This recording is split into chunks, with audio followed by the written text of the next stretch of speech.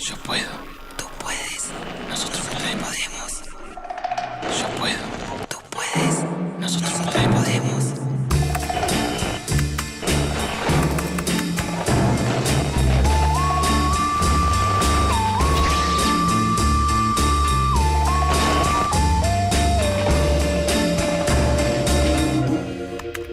El poder está ahí, en vos, en la calle, en tu vida. El poder es un medio, no un fin, para transformar, crear, crecer.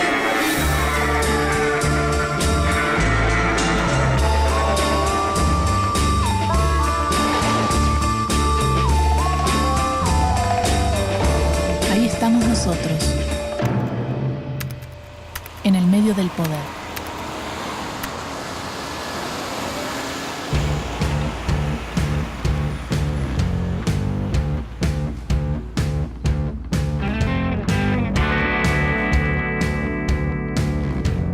Las empresas cumplen un rol fundamental en la sociedad, sean pequeñas, medianas o grandes, públicas o privadas. Su incidencia es capital para entender los procesos económicos, productivos, de consumo y bienestar general a los que puede acceder un país. ¿Qué es una empresa y qué influencia tiene a la hora de proyectarse en las políticas económicas?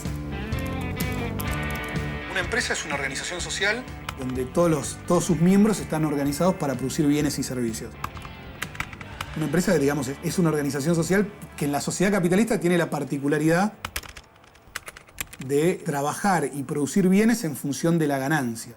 Las empresas o estas unidades productivas son necesarias en cualquier tipo de sociedad. Creo que la particularidad en el sistema capitalista es la ganancia y la particularidad de que esa ganancia se la apropia el empresario y no el conjunto de los que participan en ese proceso productivo. Primero habría que decir que hay empresas de diverso tipo. Porque en el común del entendimiento de la gente, una empresa es algo destinado a ganar dinero. Y yo digo que una empresa es una forma de organizar las cosas para producir bienes o servicios. Pero eso se puede hacer con distintos objetivos.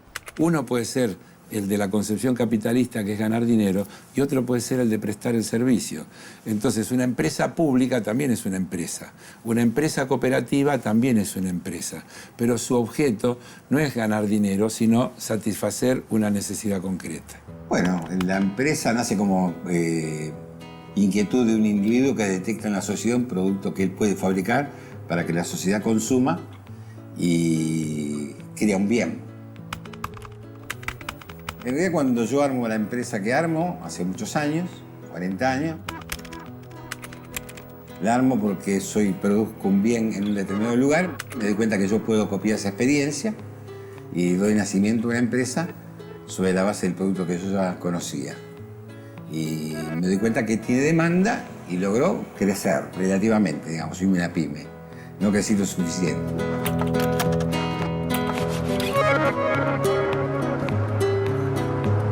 Voy a visitar la Unión Industrial Argentina, la corporación que nuclea a la gran mayoría de los industriales del país. ¿Qué tal? ¿Cómo estás? Muy bien. Muy bien. Muy bien, por suerte. Qué hermosa Trabajando. casa, la de la UIA. Sí, bueno, muy linda no solamente por edificios, sino por su historia.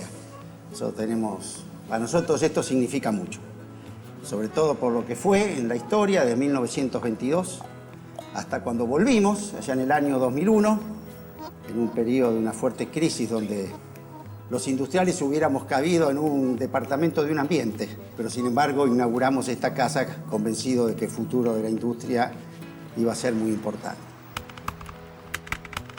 ¿Qué empresas integran la UIA? 50% lo integran todos los sectores industriales del país. El sector metalúrgico, el sector automotriz, el sector petroquímico, el sector textil. Y el otro 50%, todas las economías regionales de la Argentina. ¿Y qué poder tienen los empresarios en el marco, qué responsabilidad tienen para superar las crisis? Bueno, como en toda sociedad que ha tenido esta dificultad, el sector empresario tiene una gran dosis, por supuesto, de responsabilidad. Por eso que lo que tenemos que mirar es hacia adelante. Si yo no vivo con los ojos en la nuca, pero sí miro, en el auto por el espejito retrovisor, miro lo que pasó para aprender de futuro. Tenemos que terminar con esto. Tenemos que imaginarnos juntos, y en eso la UIA trabaja muchísimo, en este escenario tan favorable que el mundo le presenta a la Argentina y a la región, para poder aprovecharlo y no cometer los errores del pasado.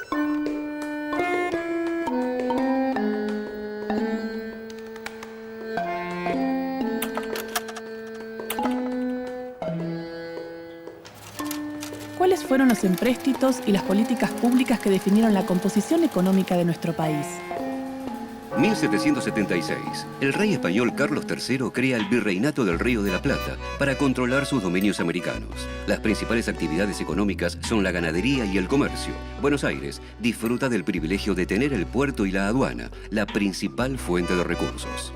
1866. Con el lema "Cultivar el suelo es servir a la patria", los terratenientes de la región pampeana crean la Sociedad Rural Argentina. Se ordena el reparto de terrenos por la expansión a raíz de la conquista de tierras de pueblos originarios. 1882. Eugenio Terrazón construye en San Nicolás el primer frigorífico de Argentina. Pero en 1893 se convierte en una de las primeras víctimas de la concentración monopólica de la naciente industria frigorífica en manos de capitales ingleses y norteamericanos. Y Terrazón, entonces, debe cerrar su frigorífico. 1933. El 1 de mayo, el vicepresidente Julio Argentino Roca Hijo firma en Londres el Pacto Roca-Runciman, que amplía la cuota de exportación de carne vacuna al Reino Unido y sus colonias y establece que un 85% del total de las exportaciones debe realizarse por medio de frigoríficos extranjeros. Este acuerdo perjudica notablemente a toda la industria frigorífica nacional. 2 años después, Lisandro de la Torre repudia el pacto desde su banca a la vez que investiga actos de corrupción. 1946. El presidente Perón presenta el plan de inversiones para el quinquenio 1947-1951, conocido como el Plan Quinquenal. Intenta transformar la estructura económica fomentando la industria y estimulando el mercado interno. 1976. El ministro de Economía de la dictadura, José Alfredo Martínez de Hoz, anuncia un plan económico de corte neoliberal sobre la base de la liberalización de los precios y el mantenimiento de los salarios fijos. El ingreso de los trabajadores cae un 40% entre 1976 y 1980. 1989. Contra su discurso de campaña y la tradición peronista, el presidente Menem impulsa una ley que privatiza o concesiona un amplio conjunto de empresas del sector público. En 1990 se traspasan al sector privado Entel y Aerolíneas Argentinas. A estas les siguen las empresas de electricidad y gas, la siderúrgica estatal Somisa en 1992 y la petrolera YPF en 1997. 1994. 2 emblemáticas empresas alimenticias nacionales, Bagley y Terrabuzzi, son vendidas por sus dueños, familias de generaciones de industriales, a compañías multinacionales. Las empresas extranjeras comienzan a ejercer un control oligopólico y como consecuencia cierran cientos de pequeñas y medianas industrias. 2002. La devaluación del peso marca el fin de los 90. Se pone en marcha una política cambiaria que vuelve competitiva la producción industrial argentina, la cual se recupera lentamente. Se inicia una era de inédito crecimiento ininterrumpido. El sector automotriz, el de alimentos y bebidas, el de productos químicos y el metal mecánica evidencian en buena medida el marcado crecimiento industrial en el país. La primera gran diferencia que hay entre una empresa grande y una empresa chica es el vínculo entre los trabajadores y los empresarios. Cualquier empresario pyme que tenga 10, 15, 20 trabajadores, que son el 70% de las empresas de la Argentina, conoce prácticamente la vida del trabajador. La diferencia entre las pequeñas y medianas empresas y las empresas de mayor tamaño son diversas. En primer lugar y fundamental, tanto por la cualidad que tiene o la característica que tiene una pequeña empresa como en general a los sectores que pertenecen, es que generan mucha mano de obra. Y al mismo tiempo tienen una distribución a lo largo de todo el país.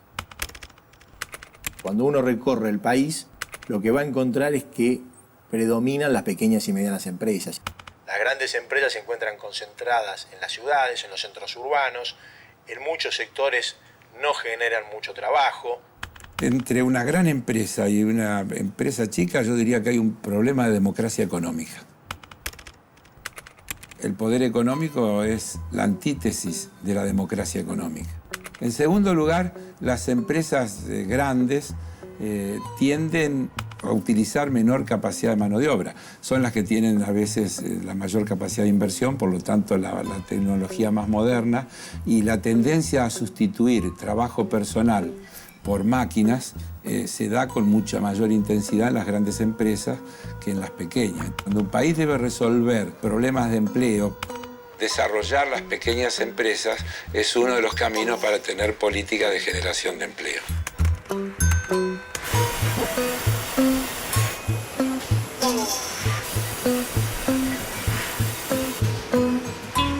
Partido 3 de febrero, 8:30 de la mañana, voy a conocer cómo trabaja una fábrica de acero.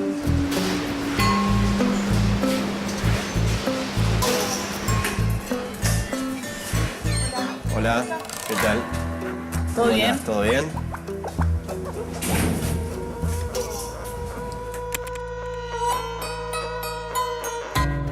¿Cuántos trabajadores están en la fábrica?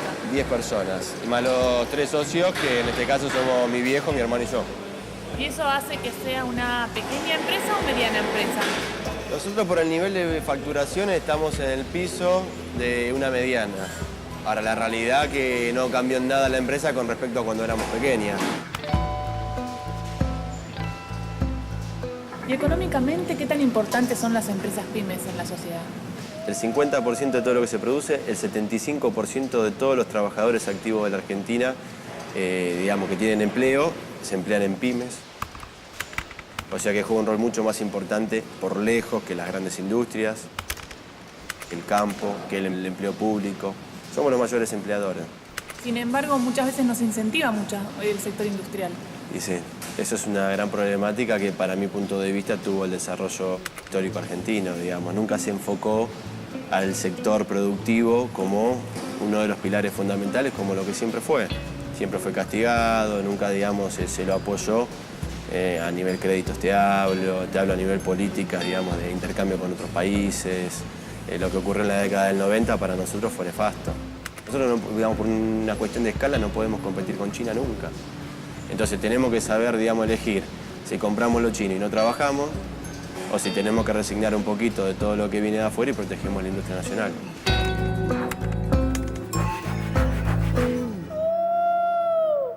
Una contribución me parece muy importante de las pymes es que hace de mucha gente empresaria y por lo tanto, digamos, el dueño de una pyme es un empresario. Tenemos muchos cuentapropistas también, es decir, empresas que tienen una sola persona y que tienen algo que venden por la calle. Y es como el capitalismo llevado al nivel más microscópico. Ahí vemos que en realidad a veces los cálculos de ganancias y pérdidas propios del capitalismo tienen también un sentido social. Que le vaya bien a ese señor que vende en el mercado informal de algún lugar del Gran Buenos Aires forma parte del éxito del capitalismo, pero forma también parte de alguna manera, una distribución de las ganancias de ese capitalismo.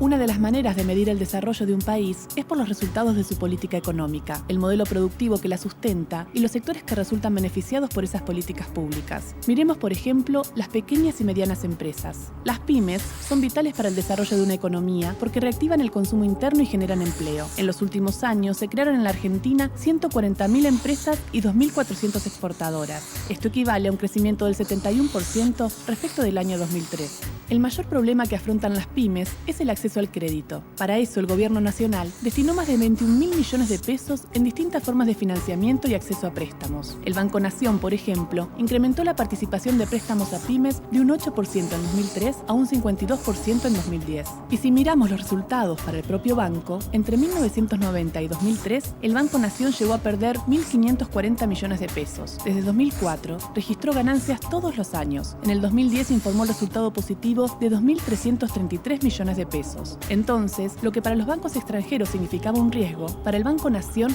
fue un cambio notable. El resto de los bancos comenzaron en menor medida a ofrecer líneas propias de crédito. Así, en el último año, el empresariado pyme consiguió en el sistema bancario 44.000 millones de pesos.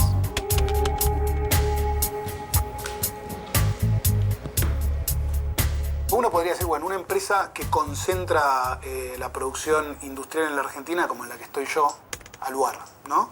Una empresa de aluminio. Para producir aluminio primario uno necesita una escala mínima. O sea, necesita una inversión mínima de capital para producir esa cantidad de aluminio. Y, por ejemplo, Aluar hoy destina casi el 80% de su producción al mercado internacional porque el mercado interno no tiene capacidad de absorberlo. Entonces, digamos, ¿tiene sentido que haya 3 empresas de aluminio para que compitan entre sí?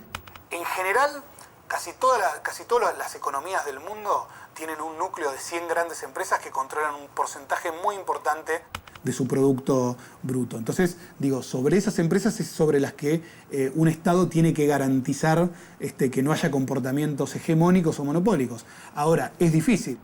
El análisis de la importancia y el poder de los sectores empresarios, evidentemente, implica analizar la diferencia entre los conceptos de importancia y de poder. La importancia es significativa, porque la posibilidad de que una sociedad tenga movilidad social, oportunidades de trabajo, salarios que vayan creciendo, que el interior del país pueda tener dinamismo, está muy vinculado al rol de las empresas, en tanto inviertan, crezcan, tengan un rol social. Nadie duda que puedan tener un poder en términos de transmitir su discurso a la sociedad, de acercar propuestas, pero creo que es el poder político el que debe transmitir claramente cuáles son los límites del ámbito de la representación general de la sociedad de los intereses particulares. En un momento como el actual, que es un momento, digamos, de boom de los sectores, por ejemplo, del agro, y de que esos precios suben, ese sector, por supuesto, va a intentar que no le cobren impuestos por esas ventas, va a intentar de capturar toda esa renta. Y según el tipo de gobierno que haya, puede hacer más o menos caso a ese pedido. Por ejemplo, en Argentina, que es un sector muy importante, el sector del agro, realmente uno diría que tiene políticas económicas que no lo favorecen del todo. Y por eso los conflictos que hemos visto entre el sector del agro y el gobierno. Entonces, hay variables, yo diría, políticas y variables de contexto que definen si los sectores económicos y las empresas tienen o no influencia sobre las políticas económicas. Las organizaciones empresarias en sí mismas, naturalmente, tienen un carácter corporativo porque se reúnen para defender los intereses del sector que representan. Es hasta comprensible, uno podría decir que no está mal en sí mismo, porque los trabajadores también se reúnen en organizaciones sindicales. Por eso es importantísimo revalorizar el papel del Estado. Si hay un Estado presente, activo, que tiene la iniciativa, que representa los intereses de la mayoría de la sociedad, del conjunto de la sociedad, es el que, a través de las leyes, regula, controla y limita el poder de esas corporaciones. Cuando todo queda en manos del mercado, esas corporaciones son en la práctica las que fijan las reglas del juego. En marzo de 2008, el Estado, a través de la Resolución 125, dispuso un nuevo esquema de retenciones para el sector agrario, que generó el lockout más importante desde el paro empresarial de la Asamblea Permanente de Entidades Gremiales Empresarias, APG, en febrero de 1976.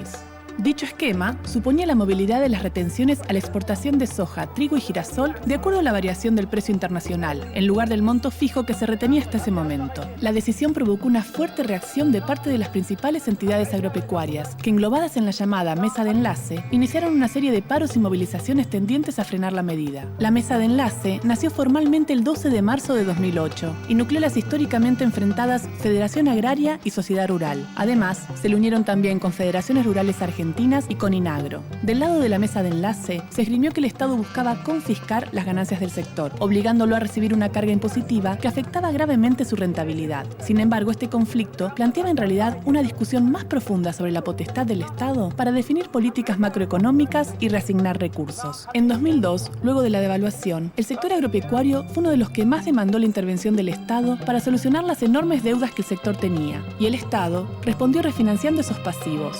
6 años más tarde, la situación era otra. Las ganancias por las exportaciones de granos alcanzaban cifras extraordinarias. En ese nuevo contexto, el reclamo era que el Estado, que los había asistido antes, se abstuviera de intervenir en ese entonces. Este conflicto permite observar tanto cómo un sector productivo utiliza su fuerza para incidir sobre el rumbo de las políticas económicas de un país, como así también de qué manera el Estado, a la hora de diseñar dichas políticas y tomar decisiones, muchas veces debe enfrentar las presiones del poder económico. Entonces, ¿cuál es el poder del empresario en función de la sociedad? Yo creo que tiene un rol insustituible, que es el de generar riqueza. La principal responsabilidad social que tiene el empresario es generar riqueza, generar empleo, empleo de calidad, agregar valor, ser cada vez más eficiente en producir mejores bienes. Luego, a través de lo que tributa, pensemos que cuando uno paga impuesto a las ganancias, es el 35%, es decir, que de 3 días que ganó plata, 1 fue para la comunidad, solamente en ganancias. Si uno pone todo, casi trabaja un día para sí y un día para la comunidad. Después es el sector político, el que con ese dinero que recauda de la actividad industrial, tenemos que hacer educación, seguridad, justicia, porque a veces se confunden los roles. Entonces cree que un empresario, además, tiene que ocuparse de estas cosas. No, yo creo que tiene que ocuparse básicamente de ser el mejor empresario posible. ¿Y vos como empresario, qué le pedís al Estado? Yo estoy contento con algunas políticas que se van tomando. Lo que sí considero que para que el país, digamos, pueda ser más justo, hay que apoyar al sector industrial. El sector industrial es la clave. Los bienes hay que producirlos. Dinámica no lineal, sistémica, social.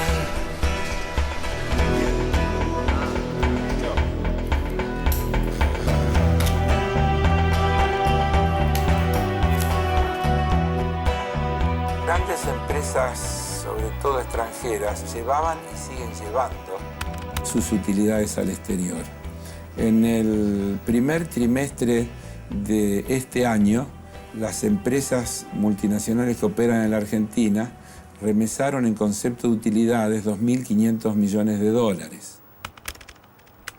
En solo un trimestre, es decir, que si lo anualizamos, estaríamos pensando en que a lo largo del año 10.000 millones de dólares, que son producto de trabajo nacional, no se reinvierten en el país, sino que van a servir para financiar proyectos de desarrollo en los países de origen de esas empresas. Por eso es importante que crezca el espacio de la empresa nacional, que además tenga el compromiso de invertir en el país la riqueza que el mismo país genera.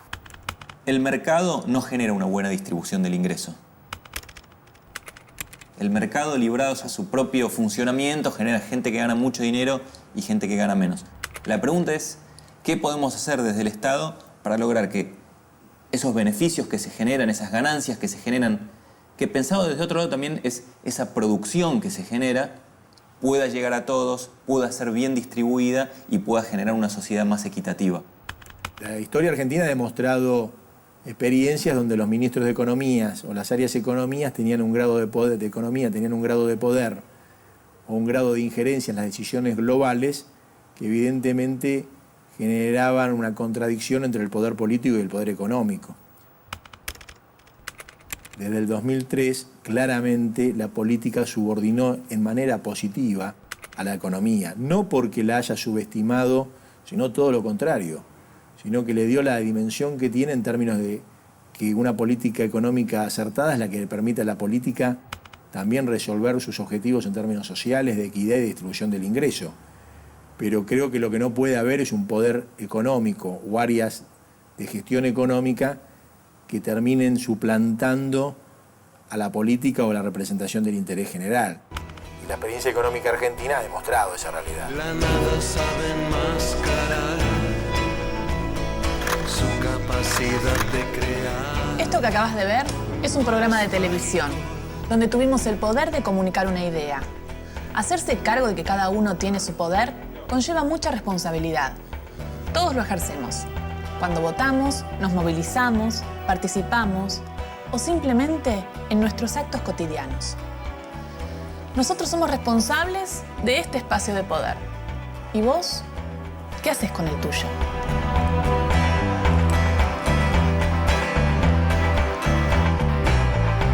Atractores. Estructuras disipativas. Relaciones subyacentes. Conexiones entre componentes. Circulando.